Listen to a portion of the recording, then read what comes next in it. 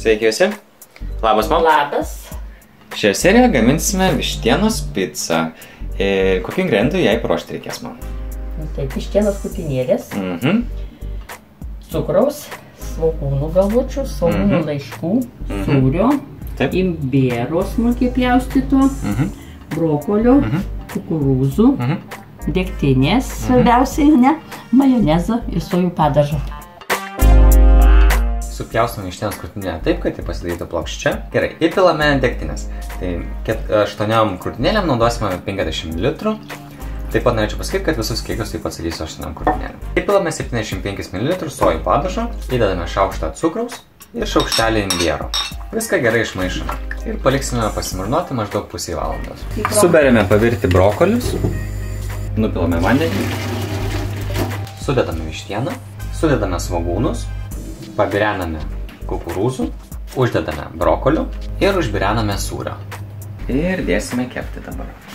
Tai temperatūrą nustatėme 220 laipsnių ir programą terminį kepintuvo. Tai klausyk, ant antros ir ant pirmos? Ant antros lieka.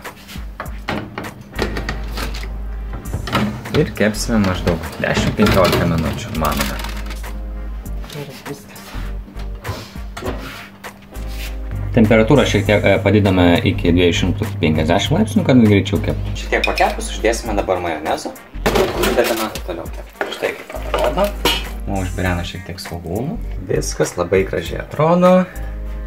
Žiūrėkite. Dabar paragausim. Labai skanu. Tik sau. Jum paragauk tu.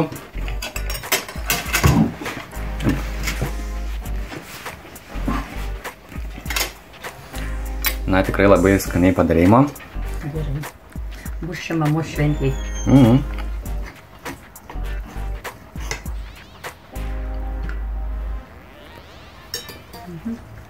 Labai skanu. Sultinga vištiena. Taip. Tai tikrai, ačiū, kad pagaminai. Ačiū žiūrovai už žiūrėjimą, už komentavimą, už laikymą. Nepamirškite subscribint ir susitiksime kitą kartą. Iki. Gaminkite ir būkite patenkinti. Iki.